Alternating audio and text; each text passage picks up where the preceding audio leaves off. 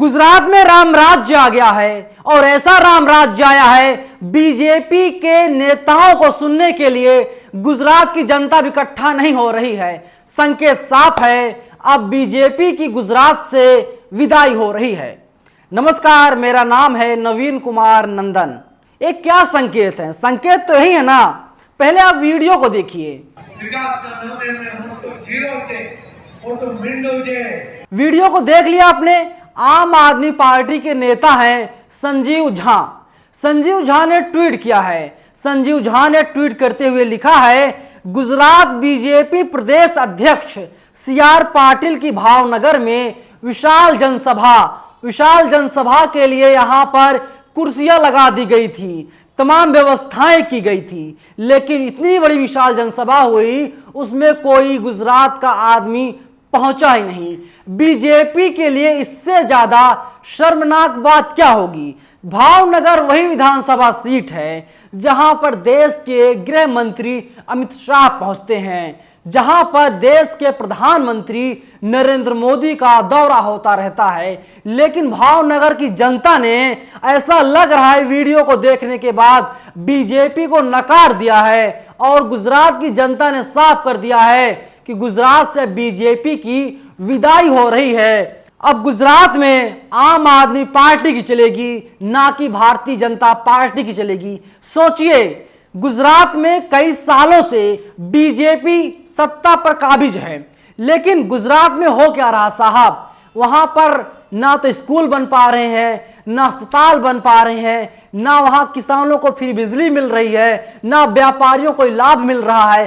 क्योंकि आपको पता होगा, सूरत एक जिला भी है और सूरत में किस तरीके से कपड़े का कारोबार किया जाता है, लेकिन वहां के व्यापारियों को बीजेपी फायदा पहुंचाने में पूरी तरीके से नाकाम रही। सूरत की जो जनता है, सूरत के जो व्यापारी हैं, वे लोग कहते हैं जब से जीएसटी बीजेपी सरकार लेकर आई है, तब से उन व्यापारियों की कमर टूट गई है। लेकिन हम बात कर रहे हैं इस वीडियो पर। वीडियो को जब आप गौर से देखेंगे, इसमें हजारों कुर्सियां लगाई गई हैं, कुर्सियों पर बैठने वाला कोई नहीं है। लेकिन जब वही आम आदमी पार्टी कोई रैली कर रही है, कोई जनसभा करती है खुले आसमान के नीचे, उसमें क्या होता है? हजारों लाखों की संख्या में गुजराती इकट्ठा हो रहे हैं, भीड़ इकट्ठा हो रही है और ऐसा लग रहा है गुजरात में अब आम आदमी पार्टी इस बार सत्ता पर काबिज होने जा रही है। क्योंकि दिल्ली के जो मुख्यमंत्री हैं और आम आदमी पार्टी के राष्ट्रीय संयोजक, वे कहते हैं जिस तरीके से हमने दिल्ली को सुधार दिया है, दिल्ली में हमने अस्पताल बनवा दिए, दिल्ली में हमने मोहल्ला क्लिनिक बनवा दिए, दिल्ली में हमने स्कूल बनवा दिए, लोगों के घरों तक पानी पहुंच रहा है, ठीक उसी तरीके से गुजरात के लोगों को भी इस तरीके की सुविधाएं मिलेंगी और अधिकतर सुविधाएं जो होंगी वो फ्री होंगी। और अब वादों की जो झड़ी है वो लगातार आम आदमी पार्टी के द्वारा अब लगातार वादों की झड़ी लगा दी गई है। ऐसा लग रहा है जिस तरह पहले दिल्ली की जनता ने केजरीवाल पर भरोसा जताया था, उसके बाद पंजाब की जनता ने केजरीवाल पर भरोसा जताया, आम आदमी पार्टी पर भरोसा जताया, और इसके बाद अभी की तस्वीरें जो आ रही हैं उससे पता चल रहा है गुजरात की जनता इस बार आम आदमी पार्टी के पक्ष में मतदान करने जा रही है, आम आदमी पार्टी को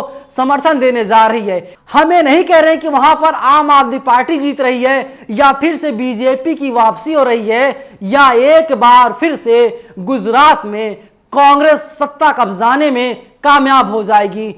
गुजरात की जनता का मत है, गुजरात की जनता जिसे चुनेगी वही वहां का मुख्यमंत्री होगा, वही विधायक होगा, उसी पार्टी की सरकार बनेगी। लेकिन जो तस्वीरें आ रही हैं भावनगर से, ये तस्वीरें साफ बयां कर रही हैं। क्योंकि आपको पता होगा कि जहां पर चुनाव होते हैं और अगर वो पार्टी सत्ता में है, तमाम अधिकारी, मंत्री, नेता, विधायक, कर्मचारी, ट्रक, बस, सारी जितनी भी सरकारी सुविधाएं होती हैं, सब चीज को लगा दिया जाता है पार्टी के कार्यक्रम में। पार्टी का जब कहीं प्रोग्राम होता है उसमें सबको लगा दिया जाता है और यही कहा जाता है कि भैया आप लोग देख लीजिए, इस बार फिर से चुनाव जिता दीजिए। इतना सब कुछ लगाने के बाद भी गुजरात में बीजेपी भीड़ इकट्ठा नहीं कर पा रही है, भाड़े की भीड़ भी इकट्ठा नहीं कर पा रही है। समझिए क्या हो रहा है। और गुजरात वही राज्य है जहां से देश के प्रधानमंत्री नरेंद्र मोदी आते हैं। गुजरात वही राज्य है जहां से देश के गृह मंत्री अमित शाह आते हैं। और गुजरात वही राज्य साहब, दुनिया के तीसरे सबसे अमीर आदमी गौतम अडानी गुजरात से ही आते हैं। लेकिन गुजरात में ऐसा लग रहा है बीजेपी का पत्ता साफ होने जा रहा है। बीजेपी तो बड़े बड़े वादे करती है, कुछ लोग हैं जो अपने रिएक्शंस दे रहे हैं। उन लोगों के रिएक्शंस के बारे में मैं आपको बता रहा हूं। वंशराज दुबे हैं। गुजरात में उत्साहित कुर्सियों से खचाखच भरे पंडाल को गुजरात बीजेपी प्रदेश अध्यक्ष CR पाटिल ने भावनगर में संबोधित किया।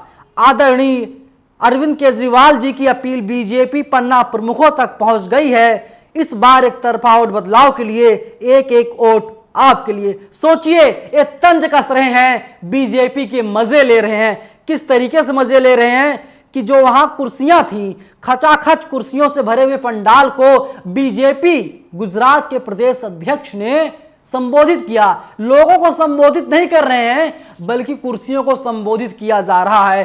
कैलाश चंद्र हैं, ये क्या लिखते हैं? लिख रहे हैं, गुजरात की जनता अब जाग गई है। इतने साल जुमले सुन लिए, अब और नहीं जुमले सुनेंगे। अब तो बस बदलाव लाना ही है। गुजरात में केजरीवाल को आना ही है। गुजरात में वहीं आज तक ने छाप रखी है खबर, मिशन गुजरात पर केजरीवाल पुलिस कर्मियों से बोले, अंदर खाने करते रहो, आपका प्रचार सरकार बनने वाली है। सोचिए। और वहीं रंजीत हैं, ये लिखते हैं, भावनगर की जनता ने पूरा भाव दिया। आदित्य सिंह हैं, आम आदमी पार्टी से जुड़े हुए हैं, ये लिखते हैं, गुजरात बीजेपी प्रदेश अध्यक्ष CR पाटिल की भावनगर में विशाल जनसभा। तो अरविंद है, अरविंद लिखते हैं, गुजरात बीजेपी से खफा है। गुजरात बीजेपी प्रदेश अध्यक्ष CR पाटिल की भावनगर में विशाल जनसभा। सोचिए ये क्या हो रहा है।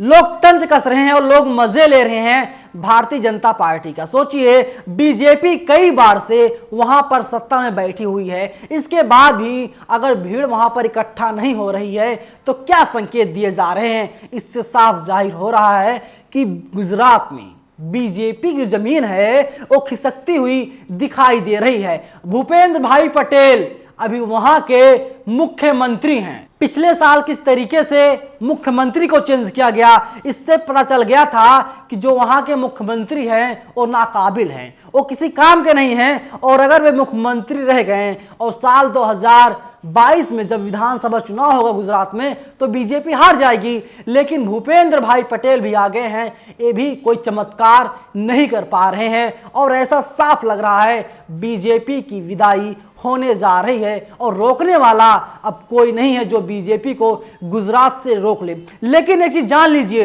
अगर 2022 में गुजरात में बीजेपी हारती है, 2024 की जो राहें हैं बड़ी मुश्किल हो जाएंगी। बड़ी मुश्किल इसलिए हो जाएंगी क्योंकि अगर अमित शाह का जो गृह राज्य है वहां से बीजेपी खत्म हो गई तो पूरे देश से बीजेपी खत्म हो सकती है। क्योंकि कल आपने देखा किस तरीके से अपोजिशन के तमाम नेताओं से बिहार के मुख्यमंत्री नीतीश कुमार मिल रहे हैं। इससे लग रहा है अपोजिशन मिल करके एक बहुत बड़ा गठबंधन बना रहा है। और जब गठबंधन बन जाएगा और गुजरात से बीजेपी हार जाएगी, इसके बाद देश के अगले कौन प्रधानमंत्री होंगे ये तो कहना अभी बड़ा मुश्किल है। लेकिन अभी तक जिस तरीके से खबरें आ रही हैं, लग रहा है नीतीश कुमार ही साल 2024 में देश के प्रधानमंत्री बनेंगे। नीतीश कुमार ने एक बड़ी बात कही थी, उन्होंने कहा था 2014 में जो आए थे साहब, 2024 में वे तो नहीं आएंगे। इससे साफ हो रहा है,